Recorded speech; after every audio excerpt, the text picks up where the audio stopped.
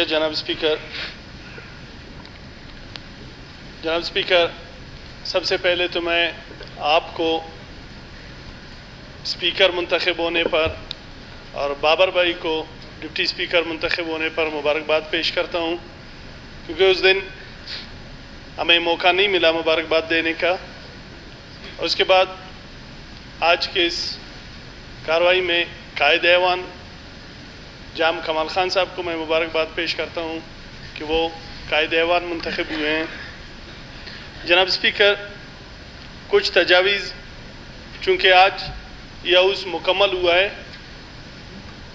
उस हवाले से मैं ये समझता हूँ कि आज ये पहला दिन है, इब्तिदा है हमारी इस मोअज़्ज़ज़ ऐवान का। उस हवाले से मैं अपने कुछ तजावीज़ देना चाहूँगा। सबसे पहले तो मैं इस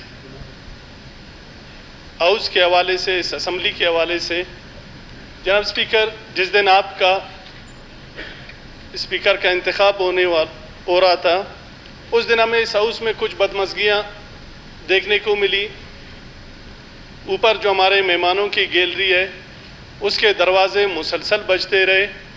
जनाब स्पीकर, आपके पास, आपके स्टाफ के पास आपकी नशिस्तों की तादाद मौजूद है, तो बराए मेहरबानी हमारे जो मोअज़्ज़ज़ मेहमान आते हैं इस हाउस में, इस हाउस की कार्रवाई देखने के लिए,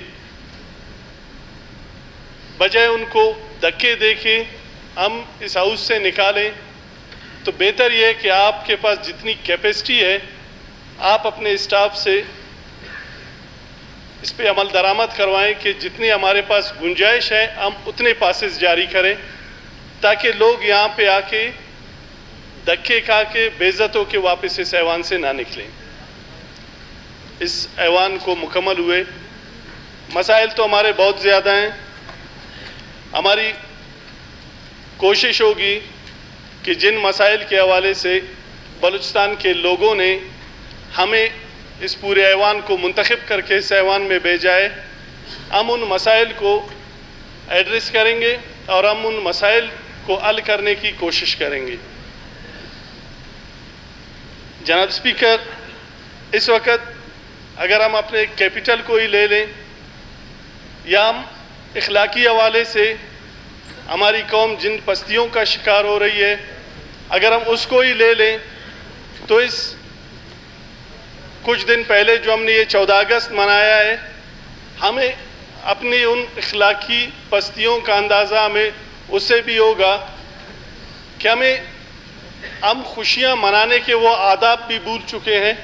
इस 14 अगस्त में जिन उलड़बाजियों का मुजाहरा हम सोशल मीडिया पे हमने देखे या रोडों पे हमने देखी, जिस तरह हमारे नौजवान खुशी के नाम पे, जश्न के नाम पे जिस तरह उन्होंने लोगों की बेइज्जतियाँ की, जिस तरह फैमिलीज़ को हिरासा किया गया, बल्कि मैं ये समझता हूँ पुलिस के आला अफसरान भी बैठे हुए हैं, उनसे भी मेरी ये दरख्वास्त है कि हमें और आपको मिलकर अपने माशरे की जो इखलाकी तरबियत है हमें उस पर भी तवज्जो देनी चाहिए। मैं खुदा नख्वास्ता ये नहीं कह रहा कि उन एहलकारों के ख़िलाफ़ कोई कार्रवाई की जाए, क्योंकि सोशल मीडिया पे आज भी वो वीडियोज़ मौजूद हैं कि जिन उलड़बाजियों को कंट्रोल करने के लिए हमने पुलिस डिप्लॉय किया था, पुलिस खुद उन उलड़बाजियों का जो है हिस्सा बनी हुई है और पुलिस खुद हाथ में स्प्रे लिए औरतों पे, गाड़ियों पे, लोगों पे वो जो स्प्रे फेंकते जा रहे हैं। तो हमें और आपको अपनी गिरेबान में झांकना चाहिए कि हमारा माशरा किन इखलाकी पस्तियों की तरफ हम गिरते जा रहे हैं, हमें उन चीज़ों को एड्रेस करना चाहिए। जनाब स्पीकर, दूसरा हमारा जो सबसे बड़ा मसला हमारे सूबे का है वो है अमन अमान का। हमारे सूबे में दिन ब दिन लिसानी तासुबात में गिरता जा रहा है। हमारा सूबा मजहबी नारवादारी की तरफ दिन ब दिन तेज़ी से बढ़ता जा रहा है। आज जिन खदशात का जिक्र अब्दुल खालिक भाई ने किया, बल्कि अब्दुल खालिक भाई को याद होगा एक दिन मरियाबाद में मैं इनसे मिलने गया। मैंने अब्दुल खालिक को कहा कि जेलें हमने बहुत काटी हैं, आपके मरियाबाद में और सेंट्रल जेल कोयटा उदय में जहाँ मैं रहा हूँ, मुझे सिर्फ एक फ़र्क नज़र आया है कि शाम को 5 बजे के बाद आप लोग हज़ारा कौम के लोग गिनती बंद नहीं होते।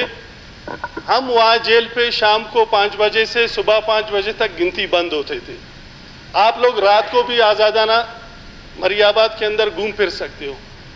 जनाब स्पीकर, कायदे ऐवान साहब उठ के चले गए। इन मसाइल का हल ये नहीं है कि हम बैरियर लगा के हज़ारा कौम को मरियाबाद और हज़ारा टाउन में कैद कर दें ताकि ये लोग मारे ना जाएं। हम हज़ारों लोगों को कैद करने की बजाय उन चंद मुट्ठी भर अनासिर को क्यों कैद ना करें जिनकी वजह से हमारा ये पूरा माशरा जो है बिगाड़ का शिकार है। हमें अपनी प्रायोरिटीज़ को देखना चाहिए। हमें ये देखना चाहिए कि हमने इक़दामात क्या करने हैं। हमने मसाइल के हल के उल्टे फार्मूले ईजाद कर लिए हैं। अख्तर लांगो की जान को ख़तरा है, बंद कर दे उसको घर में। जिससे ख़तरा है उसको तो हमने आज़ाद छोड़ा हुआ है। आज 2002 में मैं और आप MPA थे। उस वक़्त हमारे पीछे गनमैनों की लश्कर नहीं हुआ करती थी। आज जिस दिन हम मुंतखब हुए, अल्फ उठाने से पहले हमें ये इंटीमेशन दिया गया कि आप इतने बंदे दें ताकि उनको गवर्नमेंट जो है वजीफ़ा और हथियार दे ताकि आप लोगों की हिफाजत के लिए। कितने बंदों की हम हिफाजत के लिए हथियारबंद लोग मुहैया करते रहेंगे? आया हम अपने माशरे को उन बुराइयों से, उन दहशतगर्दों से, उन बदअमनी फैलाने वालों से अगर पाक कर दें तो करोड़ों रुपए, अरबों रुपए जो हमारे मुल्क पे सिक्योरिटी के नाम से हमारे सूबे का पैसा हम उस सिक्योरिटी की आग में झोंक रहे हैं, वो पैसा हम बलूचिस्तान के लोगों की फलाह व बहबूद में, बलूचिस्तान के लोगों की तालीम व तरबियत में, बलूचिस्तान के लोगों की सेहत की सहूलतों में हम क्यों खर्च ना करें?